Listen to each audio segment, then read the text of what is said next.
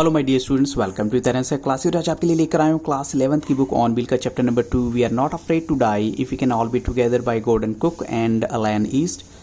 और बच्चों, इसी वीडियो का सेकंड पार्ट है। ये पार्ट 1 मैं ऑलरेडी दे चुका हूँ। अगर आपने अभी तक नहीं देखा तो वो भी देखिएगा, क्योंकि ये हाफ पार्ट के बाद वाले क्वेश्चन हैं जो इस वीडियो में आपको मिलने वाले हैं। और ये भी कहना चाहूँगा बच्चों, अगर आप फॉर द फर्स्ट टाइम मेरी इस वीडियो को देख रहे हैं तो एटलीस्ट प्लेलिस्ट सेक्शन में जरूर जाइएगा। क्लास 11th की इंग्लिश की, उसमें आपको एनसीईआरटी एक्सप्लेनेशन मिलेगी सभी चैप्टर्स की। उसके अलावा 1 मार्क क्वेश्चन, 2 मार्क क्वेश्चन और इवन राइटिंग पार्ट भी अवेलेबल है। तो देखते हैं बच्चों फर्स्ट क्वेश्चन। अब बच्चों आपको बताना है फर्स्ट क्वेश्चन में वी आर सिंकिंग, ये स्टेटमेंट किसने बोली थी? मैरी यानी जो नरेटर की वाइफ है, जोनाथन जो कि बेटा है, हब जो कि एक क्रूमैन है, और स्यू जो उनकी बेटी है। किसने बोला था ये? तो बच्चों यहाँ करेक्ट आंसर है मैरी, जो कि नरेटर की वाइफ है। अब चलते हैं क्वेश्चन नंबर 2 के लिए, यानी 22। How did the narrator reach the children's cabin? अब वो चिल्ड्रन के यानी बच्चों के कैबिन में कैसे पहुंचा? हाफ स्वैम यानी थोड़ा सा स्विमिंग करके, और हाफ क्रोल्ड यानी थोड़ा सा रेंग करके। तो ऑप्शन है ए, और या फिर दोनों ही ऑप्शन करेक्ट हैं, बोथ ए एंड बी।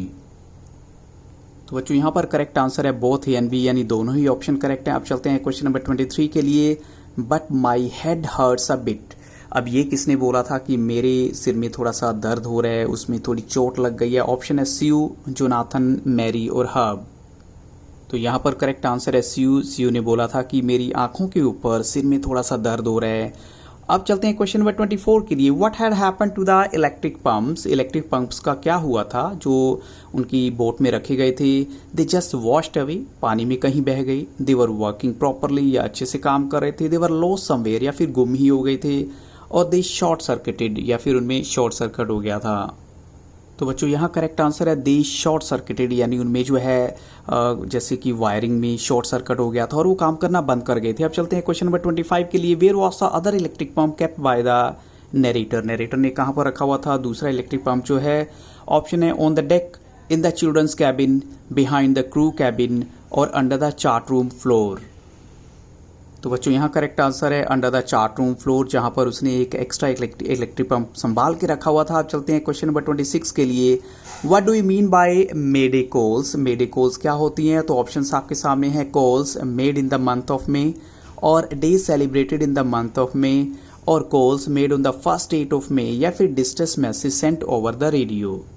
तो बच्चों इसका करेक्ट आंसर है distress message sent over the radio, यानी ये एक इमरजेंसी कॉल होती है। जब आप कहीं शिप लेकर फंस चुके हैं सी में तो आप कॉल करते हैं। लेकिन नरेटर के साथ तो ये प्रॉब्लम थी कि उनकी जो कॉल है वो एक्सेप्ट ही नहीं हो रही थी, रेडियो डिस्कनेक्ट हो चुका था। अब चलते हैं क्वेश्चन नंबर 27 के लिए। What was the colour of the Sue's eye, आपको बताना है स्यू की आंखों का कलर क्या था? ऑप्शंस आपके सामने हैं, ब्लैक, ब्लू, ग्रीन, ग्रे, और यहाँ पर करेक्ट आंसर है ब्लैक कलर। अब चलते हैं क्वेश्चन नंबर 28 के लिए। What is true about Sue hair, Sue के बारे में कौन सी बात बिल्कुल सच है? ऑप्शंस आपके सामने हैं।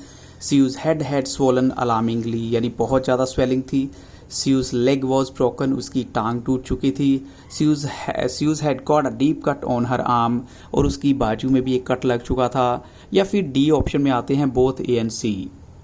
तो बच्चों यहाँ करेक्ट आंसर है बोथ ए एंड सी। अब चलते हैं क्वेश्चन 29 के लिए। What was the position of water level on January 3 Jain के अकॉर्डिंग देखिए तो पानी की पोजीशन क्या थी, वाटर लेवल की पोजीशन क्या थी?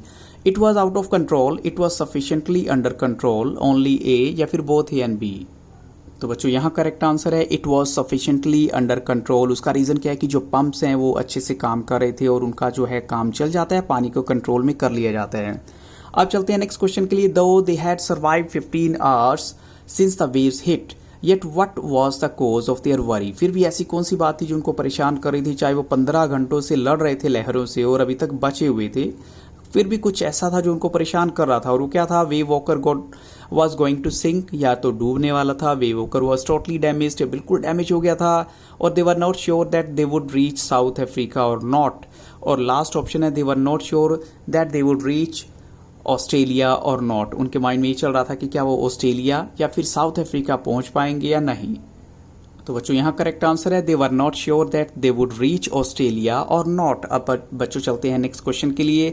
After looking at the chart, यानी चार्ट को देखने के बाद, what did the narrator calculated, उसने क्या कैलकुलेट किया?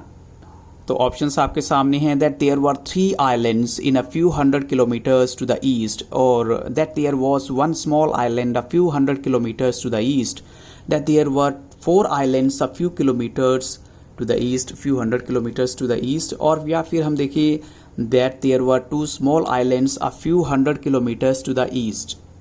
तो बच्चों यहाँ करेक्ट आंसर है ऑप्शन डी। उसका रीज़न क्या है कि 2 आइलैंड उसने देखे जो कि उसको नज़र आ रहे थे इस चार्ट में कि यहाँ आसपास कहीं होने चाहिए, उनमें से एक का नाम था LA एम्स्टर्डम। अब चलते हैं बच्चों नेक्स्ट क्वेश्चन के लिए।